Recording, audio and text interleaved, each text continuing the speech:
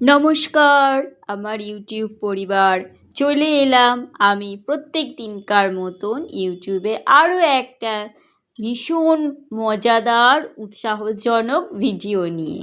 ভিডিওটা না দেখলে কি করে বুঝবেন ভিডিওতে উৎসাহ বা মজার এন্টারটেনমেন্টের অনেক কিছু রয়েছে। শুরুটাই করলাম এন্টারটেনমেন্ট দিয়ে। এটা আগের দিনের সন্ধ্যার ভিডিও, মানে শুক্রবার দিন সন্ধেবেলার। কর্তামশাই বেরিয়েছিলেন একটু কাজে, আর আমি একটু আবদার করলাম একটু চপ খাবো। আর বউয়ের আবদার কি কখনো ফেলতে পারে?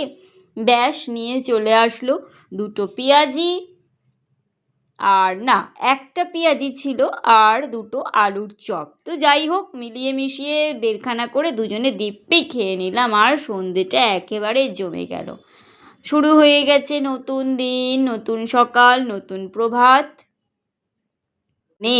আজকে হচ্ছে শনিবার। সকালটাই যেন সবার সুন্দর কাটে, সুন্দরভাবে যায়, আর সকালটার অপেক্ষাতেই বসে থাকি।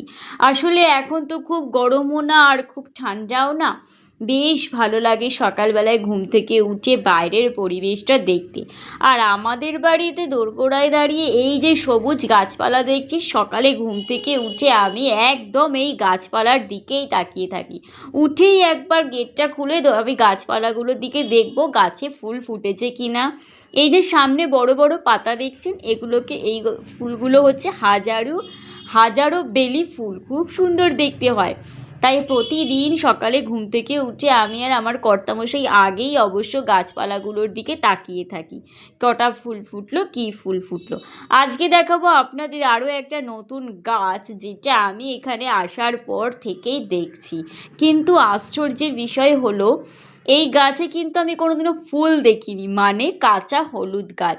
অথচ আমার মায়ের বাড়িতে কিন্তু এই যে কাঁচা হলুদ ফুল গাছ, হলুদ গাছেরও ফুলও হয়েছিল। ওই ফুলগুলোও কি সুন্দর দেখতে, কিন্তু আমাদের বাড়িতে মানে আমার শ্বশুর বাড়িতে এখনও পর্যন্ত আমি এই গাছের কিন্তু ফুল দেখলাম না। তো গাছ আমি যবে থেকেই এসছি তবে থেকেই এই হলুদ গাছ দেখে যাচ্ছি। আর অনেকটা এরিয়া হয়, আমরা মাঝে মাঝে কেটে ফেলি, কারণ লাগে না তো। মানে ওই যেটা কেটে বাদ দিয়ে দিই, যেই জিনিস লাগে না। আস্তে আস্তে এগুলো তো জঙ্গলে ভরে যায় না, সেই জন্য অল্প করে রেখেছি। আর এবারে আমি আমার নিত্য নৈমিত্তিক কাজগুলো শুরু করে দিয়েছি প্রতিদিন যেগুলো থাকে। আর আজকে এই ট্রেটাকেও একটু পরিষ্কার করলাম। এখানে ঘরের চাবি, বোতল, রিমোট, চার্জার এগুলো থাকে, সব কিছুই মানে একবার করে একটু নাড়াচাড়া না করলে না ধুলোবালি পড়ে যায়। বেশি দিন লাগে না, দিন 2-3 গেলেই কিন্তু জিনিসে ধুলো পড়ে যায়। আজ আমি আপনাদের আরও একটা নতুন বাস্তব অভিজ্ঞতার কথা বলবো।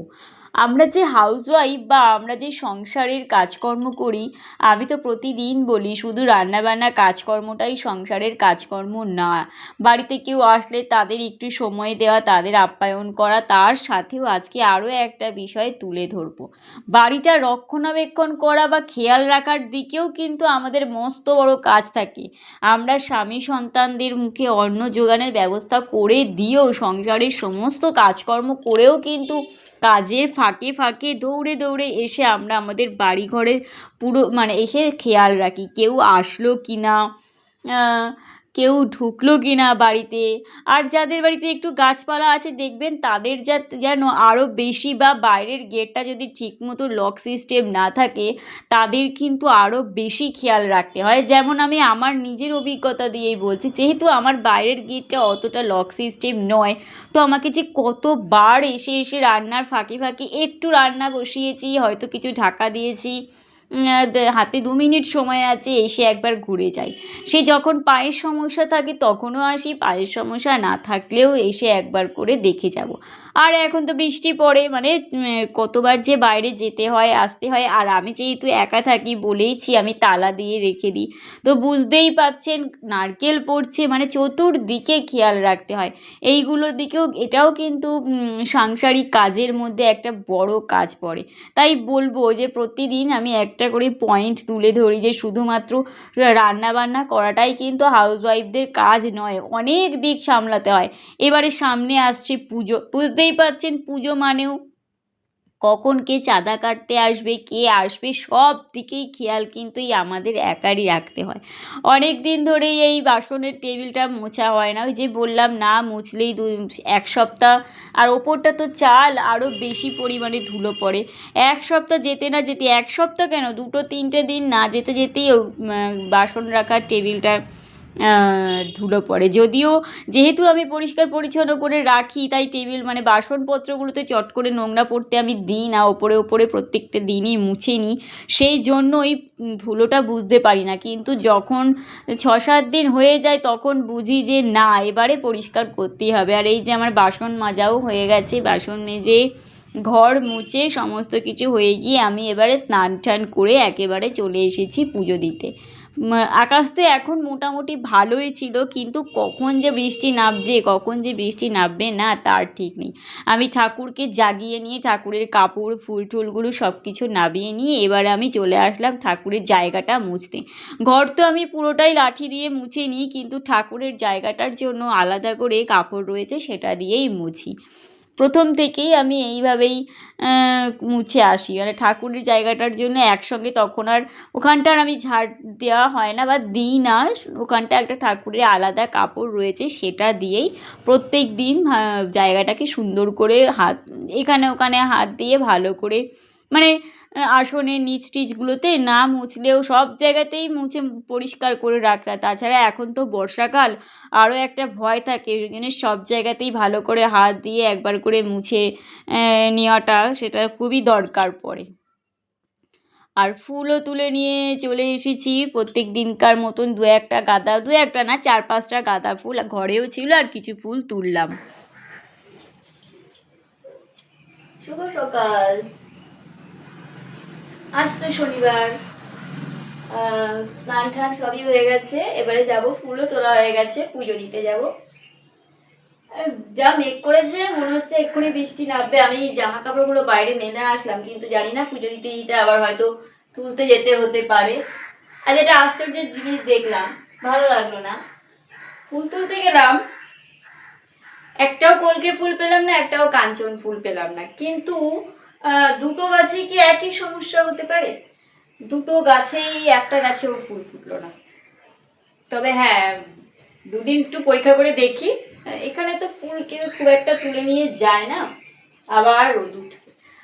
কিন্তু দেখলাম আজকে একটাও কাঞ্চন ফুলও পেলাম না, একটাও কলকে ফুল পেলাম না, আর দুটো গাছে একই সমস্যা। আর এই দেখুন, বলতে না বলতেই শুরু হয়ে গেল, আজ তো একেবারে সকাল থেকেই বৃষ্টি শুরু হয়ে গেল।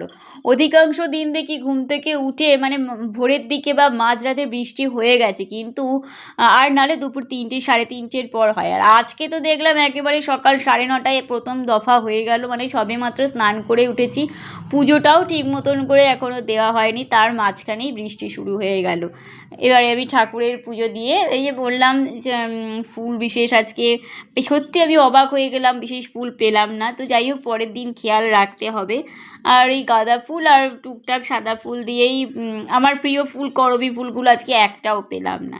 আর রান্না বলতে যেহেতু আজকে শনিবার বিশেষ কিছু করিনি, কাঁঠালের দানা এখনও কাঁঠালের দানা রয়েছে, আজকে আমিষ করে কাঁঠালের দানার ভর্তা করলাম, যার জন্যে কুকারের ওদিকে বসিয়ে দিয়েছি কাঁঠালের দানাগুলো, আর সেদ্ধ হয়ে যাওয়ার পরে ভালো করে হাতে করে মেখে নুন হলুদ কাঁচা লঙ্কা দিয়ে মেখে কড়াইতে একবার তেল দিয়ে ভালো করে নাড়িয়ে নিয়ে একদম ভর্তা মতন করে নিয়েছি।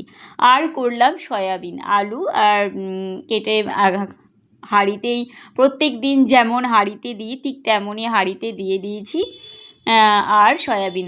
আর হ্যাঁ, আগের দিন বলেছিলাম না বেগুনগুলো কেটে রেখেছি, বেগুনগুলো ভাজা হয়নি, সেগুলোও আজকে ভেজে নিলাম। বেগুনগুলো এক সাইড দিয়ে যেমন পচেও যাচ্ছিলো, আর জায়গায় জায়গায় তো পচেও গেছিলো, আর পোকাও হয়ে গেছিলো, সেই জন্যে বেগুনগুলোকে করে নিলাম। সেটাই বলছি যে বাড়ি পাহারা দেওয়াটাও কিন্তু নিত্য নৈমিত্তিক কাজের মধ্যে বা বাড়ির সাংসারিক কাজের মধ্যেও পড়ে। সব দিক সামলিয়েই সব কিছু করেই তবে একটা সংসার কিন্তু আমরা গঠন করতে পারি। আর এই যে কাঁঠালের দানার ভর্তাটাও রেডি। এরই কড়াইতের মধ্যেই আমি কড়াইটা না ধুয়েই এর মধ্যে আজকে সয়াবিনটা রান্না করলাম, যার জন্যে সয়াবিনের রঙটা একটু লালচে লালচে, মানে কাঁঠালের দানার রঙের খোসাটা যে হালকা খয়েরি রঙের হয়, ঠিক সেই কালারেরই আজকে সয়াবিনটা হয়ে গেছে, তবে খেতে খারাপ হয়নি। আমরা একটু চলুন একটু ওই পাশটা দেখে আসি। রান্না করতে করতে যে আমি কতবার আসি না এই পাশটা দেখতে, কেউ আসলো কি না। অনেকেই আসে গেট খুলে চলে যায়। এই যারা সুপারি টুপারি পাড়তে আসে তারা কি করে, এই গেট খুলে চলে যায়। কতবার যে আমি কথাই যখন শেয়ার করি, ভাবলাম আজকে তাহলে দেখাই। জায়গায় জায়গায় গাছের নিচগুলোতে কতবার রান্না করতে করতে আমি আসি, খেয়াল রাখি আর বাড়িটা একবার দেখি কেউ আসলো কি না। অনেকেই আসে এরকম গেট খুলে খুলে চলে যায়। একদম রেডি সয়াবিন। যার সয়াবিন রান্না করেছি এই বেলাতে কাঁঠালের দানা দিয়ে ভর্তা দিয়েই আমার কর্তামশাই খেয়ে নেবেন। আর তাছাড়া ঘরে একটু দই আছে, সেই দইটাও নিয়ে নিয়েছিলাম। মানে এখন আমি ভিডিও এডিটিং করছি আর সন্ধ্যা 8:10, তো সেই হিসেবেই বলছি দুপুরবেলাতে একটা দই নিয়ে নিলাম। আর কাঁঠালের তরকারি ছিল, বেগুন ভাজা আর সয়াবিনটা যেটুকু নিয়েছি, বাকিটুকু যা রয়ে গেছে সেটাও রাত্রেবেলা দুজনের ভালোভাবে হয়ে যাবে। আমার জন্যে কিছুটা ভাত রয়ে গেছে আর কর্তামশাইকে একটু রুটি করে দেবো, তাতেই হয়ে যাবে। এই যে আমার আজকের আইটেম, বেগুন ভাজা, সয়াবিনের তরকারি আর কাঁঠালের দানা। এখনও কিছু কাঁঠালের দানা রয়েছে, আরও একদিন করে নেবো। এতক্ষণ পর্যন্ত যারা আমার ভিডিওটা দেখলেন তাদের সত্যি অন্তর থেকে অনেক ভালোবাসা, অনেক ধন্যবাদ। এইভাবে সাথে থাকার জন্য, পাশে থাকার জন্য। আপনাদের ভিউজ, আপনাদের কমেন্ট আমার অনেক মনের সহযোগিতা বাড়ায়, যার জন্য প্রতিদিন আমি চলে আসি একটা করে ভিডিও নিয়ে। আর যতদিন এই প্ল্যাটফর্মে আছি অবশ্যই একটি করে ভিডিও প্রত্যেক দিন আমি নিয়ে চলে আসব। ততক্ষণের জন্যে সবাই ভালো থাকবেন, সুস্থ থাকবেন, আর অবশ্যই হ্যাঁ নিজের খেয়াল রাখবেন, পরিবারের খেয়াল রাখবেন। আর আপনারা যদি ভালো থাকেন, সুস্থ থাকেন, তবেই তো আমাদের সবার মধ্যে বন্ধুত্ব তৈরি হবে না। আমাদের সবাইকে ভালো আর সুস্থ থাকতে হবে।